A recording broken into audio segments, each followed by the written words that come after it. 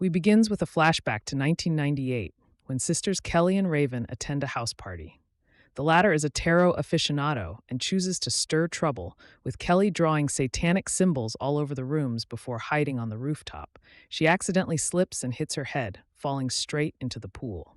Raven watches in panic as the scene jumps back to the present, with her older self overlooking John Doe's racecourse training. As explained in the previous season finale, John is undergoing intense training for an upcoming racing event organized by Calypso. However, the protagonist's mind wavers elsewhere, back to his life outside the walls.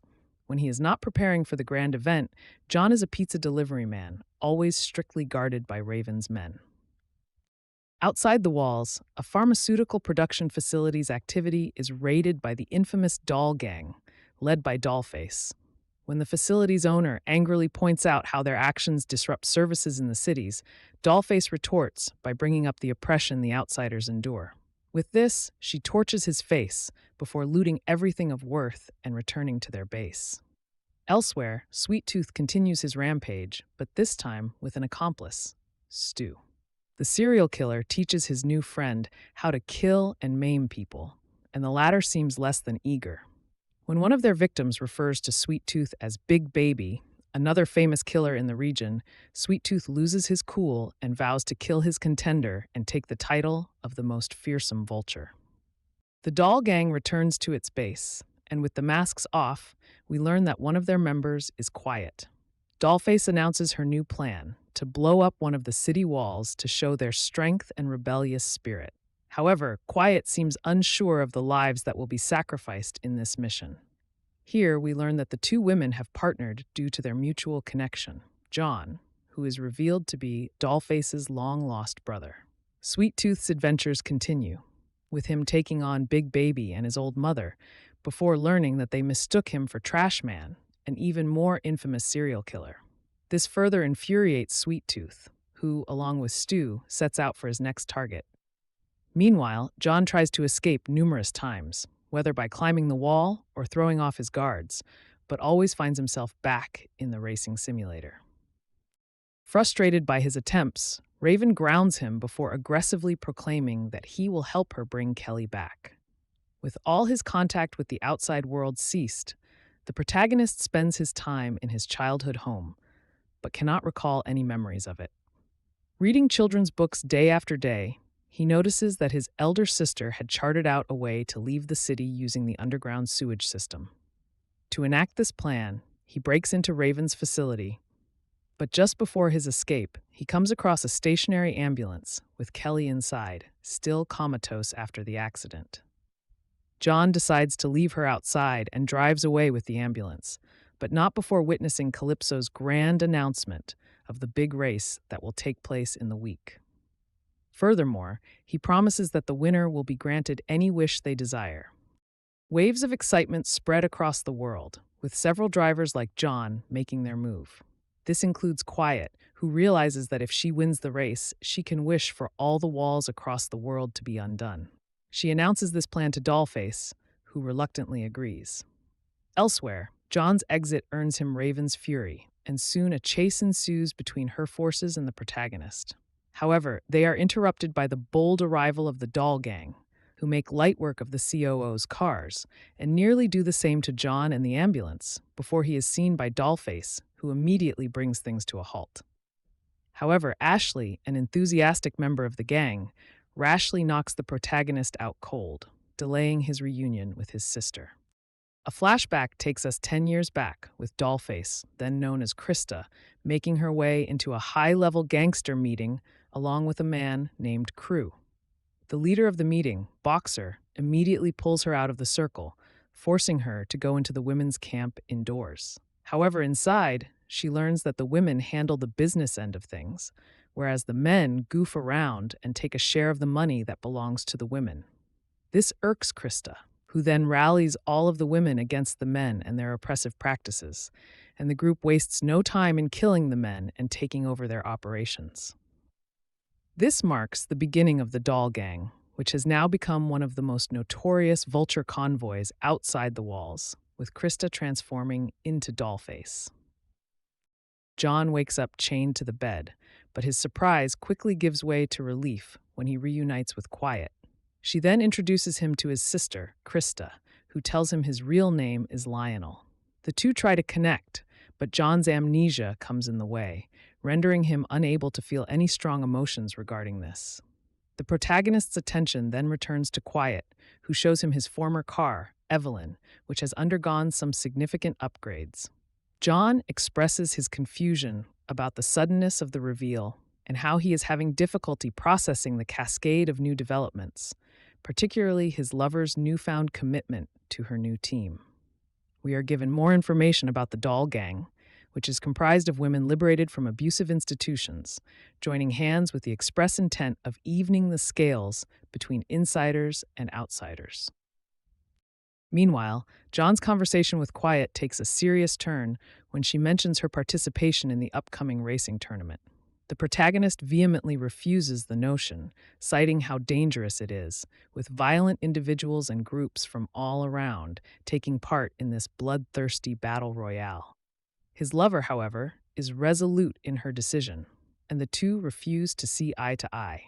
While exiting the camp, Quiet notices that one of the girls is acting suspicious, and we soon learn that she is not a part of the gang at all. Instead, she snuck in to steal various items, including a gun, before making an unassuming exit. Quiet decides to chain her to a nearby tree, mockingly leaving behind her hatchet to taunt the girl, who introduces herself as Mayhem. John storms into his sister's tent, urging her to stop Quiet from participating in the tournament. Krista responds that the latter is still a contender, and the only sure-shot way to get her off the list of candidates is to beat her in a race. John agrees and is joined by two more contenders, Ashley and Jeremy. Quiet also agrees to participate, and the stage is set for a preliminary showdown. The race starts rough, with Jeremy and Ashley being knocked out before long. When it eventually becomes a matchup between the two seasoned drivers, things get intense, with road flares and explosives constantly testing them to their limits. The race gets increasingly narrow, with Quiet barely squeezing out a victory, but crashes her car. While John agrees to Quiet's participation following his loss, there is a new problem at hand. Mayhem has escaped her chains. Quiet searches for her in the woods and is joined by the protagonist. When they find the girl, they are ambushed by two vultures dressed like cave people. Their attack is short-lived, as the protagonist duo quickly beats them down and secures Mayhem, bringing her back to the camp. Later that day, John has a heartfelt conversation with Quiet, admitting that he underestimated her, while still cautioning about the dangers of the tournament. In response, she invites him to participate in the race with her, and he readily agrees. With things settled, Krista begins the next stage of the preparation, which includes visiting Diesel City for high-end add-ons to their vehicles. The scene then shifts to Blackfield Prison, where a man named Mr. Grimm receives a letter inviting him to come out and drive. Along with it, he finds his skull-marked helmet, signaling his return to the exhilarating life. Later, we see him visit the grave of his father, where he bludgeons a grave robber to death, before seemingly consuming his soul and personality, as expressed by him taking on the dead man's voice. Grimm then digs through the grave and finds his buried motorcycle, which he rides off into the distance. The scene returns to John, who is en route to Diesel City with Quiet. When she urges him to try to reconnect with his sister, he expresses his hesitation. She cleverly forces him out of the vehicle, forcing him to hitch a ride with Krista instead. Krista takes a detour to Millennium Drive-In, a nearby theater, and commands the rest of her group to continue forward, with Jeremy and Ashley scouting for food. John expresses his confusion about her decision, but soon learns that the abandoned theater was once his favorite place, as his family used to come here and watch movies, even letting him play with the parked car. Here, Krista tries her best to jog up his memories, recounting comic anecdotes and even whistling their old family tune, but to no effect. Instead, John grows paranoid about the location, citing the blood and destruction it has endured. Although Krista pays no heed, his hunch is half right, as unbeknownst to them, a figure is mysteriously keeping watch. Elsewhere, Quiet notices that someone is hiding inside her car's trunk. This person turns out to be none other than Mayhem, who quickly makes up another excuse, explaining that she is the best driver in the region. Although Quiet is quick to call out her lies, she gives the teen a shot at the vehicle, knowing she won't be able to drive it. With this, their dynamic gradually shifts, with the seasoned veteran teaching Mayhem not just how to drive the car, but how to do so in pressing situations. In the meantime, the latter desperately tries to bond with Quiet, but fails to find any footing. This failure continues in her repeated inability to reverse the car in a perfect curve, and Quiet makes her go through the drill repeatedly to ace the experience of driving in the wild, unkempt regions. Things go south for Krista and John when the drive-in mysteriously finds itself barricaded by electrical fences. Explosions light up the numerous abandoned cars, forcing the duo to take cover. At this point, they come across what appears to be a human-car hybrid. A closer look reveals a man driving a mechanical platform connected to large tires, which he maneuvers with his arms. When their eyes meet, the man begins a barrage of bullets, forcing the duo into a corner. Although John bravely takes a shot at the man, the bullet deflects and ends up grazing Krista's cheek. They rush to hide inside an abandoned vehicle, narrowly avoiding the mysterious man's line of sight. Later, they exit to find him in pain, guzzling diesel and slowly falling asleep. Sensing their chance, John and Krista make their way into the building, hoping to turn down the electric fence and make their exit. However, inside, they find a laboratory full of experiments resembling the augmentation done on the man outside. Out of nowhere, the scientist responsible for all of this ambushes the duo, holding Krista at knife point.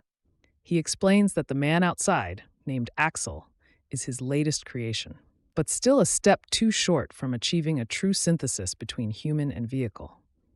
Not giving him a chance to finish, the two launch their counterattack, with Krista throwing the scientist out of the building, where he falls to his death. With this, they realize that Axel is also a victim, and make peace with him before all three of them leave the compound. Meanwhile, more trouble brews at a little distance, with Jeremy and Ashley being attacked by Mr. Grimm, who is riding a motorbike. Quiet and Mayhem witness Jeremy's death and see Grimm's characteristic ability to consume souls. When he makes them their next target, Mayhem rushes the car away, finally nailing the reverse curve maneuver. This doesn't seem enough, as Grimm quickly gives chase, with the cat-and-mouse chase only ending with the arrival of Axel, who challenges Grimm head-on. With the fight behind them, Quiet and her protege make their way to John and Krista, announcing the demise of their teammates. Ashley and Jeremy are ceremoniously buried, with Krista vowing to carry their spirits forward. With this, the team shrinks to 4 members who make their way to Diesel City to steal the best automobile upgrades they have to offer.